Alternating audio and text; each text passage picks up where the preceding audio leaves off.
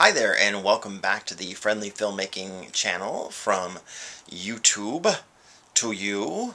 My name is Bryce L. Tomlinson from NewDepthMedia.com, otherwise known as brobryce.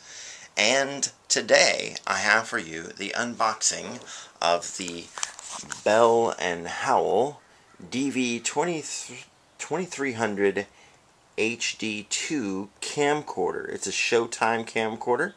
It's 1080p. And I want to talk to you a little bit about it, and I want to show you some review and test footage as well, which I'll be shooting in separate videos, which you'll find links to them shortly. Okay, so before I go on, I want to tell you about the Friendly Filmmaking Facebook group, which is right here on the end of my finger at friendlyfilmmaking.info. You can go right there, take you right to the Facebook group. So far we've got a few more than 200 new members in the group, and it's a relatively new group. 200 members is a great number, and we have a lot of interactivity in there. It's a friendly environment. And it's, for the most part, spam-free, and we share filmmaking ideas. You can get feedback for your project, and you can you can ask about, just about any kind of topic that you want to learn about in filmmaking, and there are experienced filmmakers there to talk about it with you, and it's a friendly environment. So check it out at friendlyfilmmaking.info. And I guess that means it's time to go on to the unboxing, right? Okay, so here it is.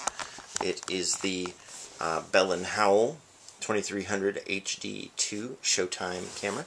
And the first thing we gotta do is get the cellophane off of it. Let's go ahead and lacerate the cellophane. And try not to destroy the package too much here. There we go. And, alright.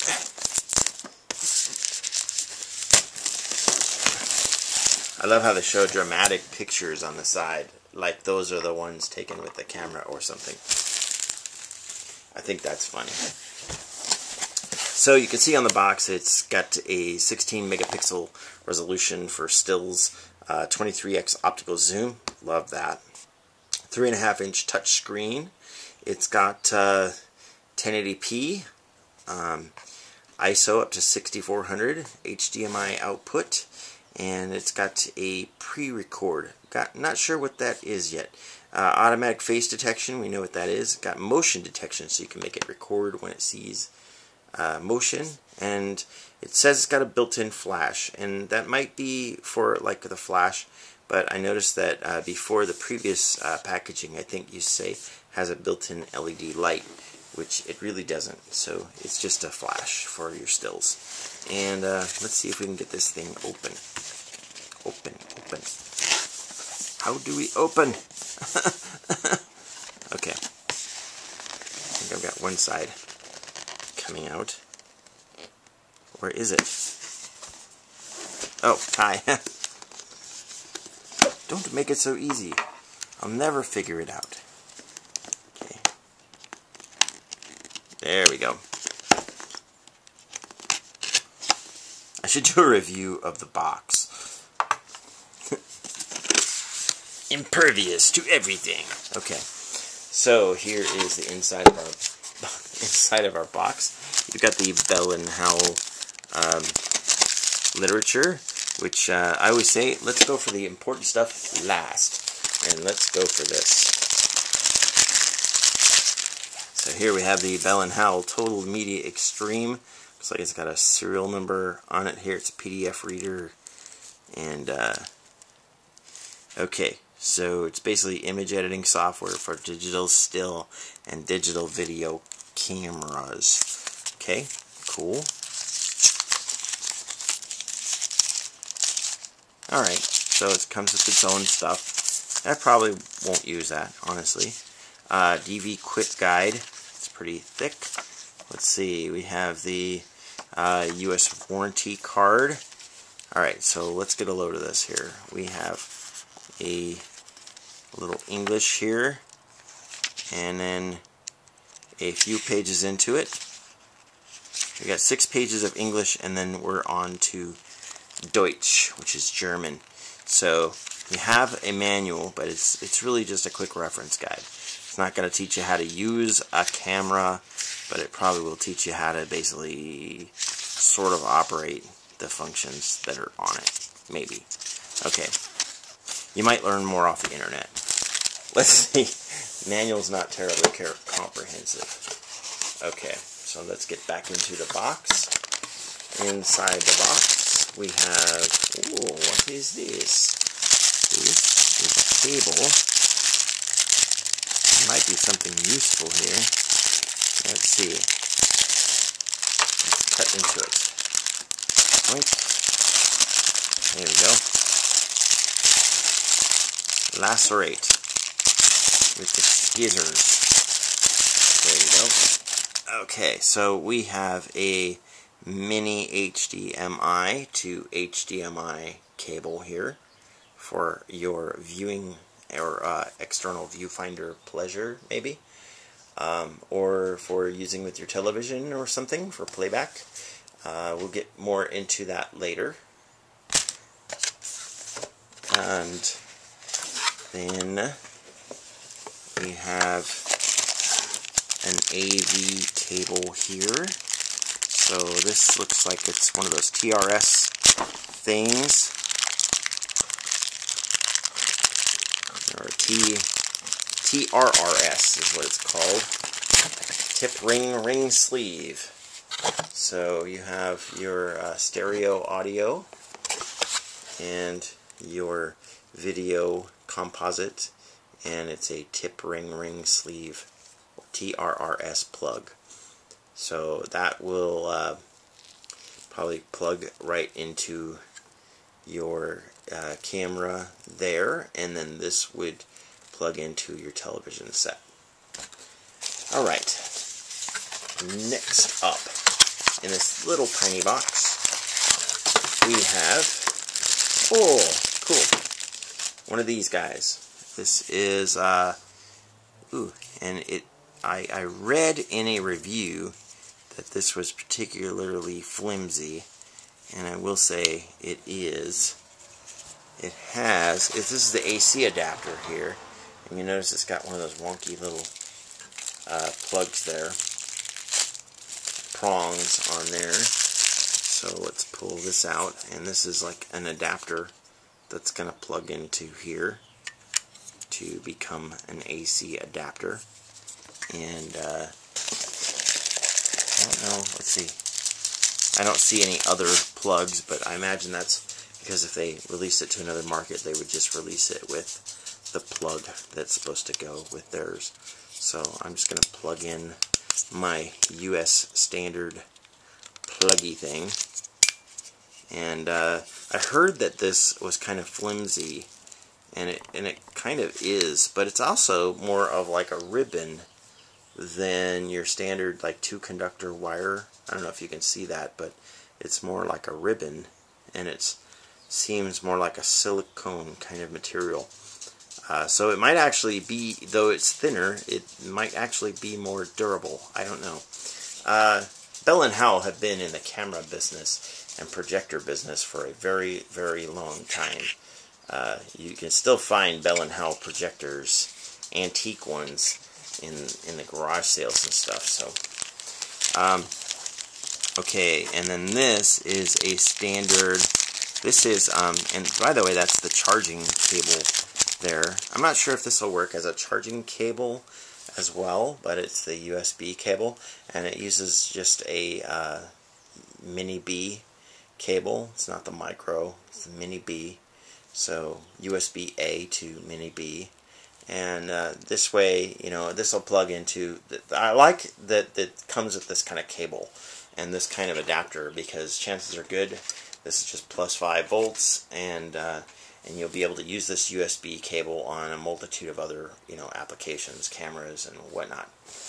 Okay, so enough of that. You've got the battery here, which is a particularly tiny, teeny tiny battery, And one thing that I have observed when I researched this is that this is a 1200 milliamp hour battery on it, which means it's just not, it's 3.7 volts. It's not going to last very long. I've heard it maybe will last maybe 40 minutes or so. But with that, you know, you can't really get a super extended life battery for this because it fits inside the camera. So you won't be able to get a bigger battery for that. But I'll talk more about that in my review of it and whether or not I got 40 minutes or what out of it. Anyway, so this is the battery. It's a lithium-ion battery. It's a common type of battery. And in fact, I think it's made originally. The design is a Casio design. I think it's the CANP 40, and you can find these universally all over the internet, and they're not expensive. So that's kind of cool. So I'll have a pack of extra batteries, I'm sure. Alright, so tucked away inside here is also this. And I think that this is the camera. And so this is like a Velcro case, and it's got a belt strap holder thingy on it, which I think that's kind of cool. It comes with its own little camera case. I'm not sure why they would put the sweat pad thing on the outside part. Not sure about that, why that is, but oh well. So the inside of it's nice and fluffy. Let's put that aside. It's a like a nylon material. And it says DV Cam. It doesn't say any kind of brand name, which I think is kind of cool. So that way you don't have to worry that, you know, someone's going to steal it because this Sony or whatever. Okay, so it comes in this. This is interesting material. It's like a plastic, but it's very soft and almost fluffy. I like fluffy plastic things. Okay, that's weird. All right, so here you have, it says HD high definition on kind of a flimsy strap, but it is what it is. The build quality on this, honestly, it feels better than I thought it would. I hesitate to say build quality, but the build feel on it, it feels rugged, kind of. It just feels kind of rugged for being small as it is. Well, we have a protective film on our touchscreen, which I'm going to peel off because this is my camera. I plan on using it. Okay. And we have the standard zoom lever on the top. Not sure if that does like variable speed or not, and I'm fairly certain that the manual is not going to tell me. It has a photo button here. It has an LCD on top, which is kind of unusual. I'll talk more about that later, about what that does. But it's supposed to, I guess, show... I'll tear that little protective thing off there too. It's supposed to show you the number of shots you have left, or the time you have left. And you're also supposed to be able to use this as a voice recorder and show you your time left on that too. So you have this this sort of ribby material on the side, which I really like the feel of that. I do. It sort of counters the flimsiness of this hand strap, and it really feels good in your hand. It feels like you've really got a hold of something, even though it's tiny. I think that's maybe psychologically what they were going for. I noticed that this is not a microphone, this is a speaker. And from what I understand, these are the microphones. And I'm going to talk more about that, but what if you flip your camera around to do like a selfie or something, and your microphones are now pointed away from you, which is weird. The little flip camera, you can't even talk to yourself because the microphones are on the other side. It's so sad. Okay, so here you've got a little status light, which I'm not sure. I'm sure that's going to do something interesting. I'll probably fire it up here before I quit. You've got your tripod mount here. Let's look at the control panel on the inside here. Looks like you've got a playback button. This appears to be a flash. You got plus and minus. You got an OK. So this is like a D-pad. You got a power button there, and a menu button here, and then you got this power button here. And another weird thing about it is you've got a lens cap on a camcorder, which is just odd. Normally they've got a mechanism in here that just automatically shuts when it turns off. This one doesn't. It has an attached lens cap, which I find odd, but this is not my primary camera, so I'm not really complaining about it. It's just strange. Not used to it. Has 37mm threads on it, which makes me really happy because I have two bricked Sony camcorders that are pretty much useless to me now, and both of them use 37mm, and I bought a whole bunch of accessories, including a depth of field adapter, which I don't know if I will or won't use on this, but I have one, and I have telephoto adapters and polarized filters and all that kind of stuff for this. So I think that's really cool that I'll be able to use those things and not have to sell them. Alright, so there we go.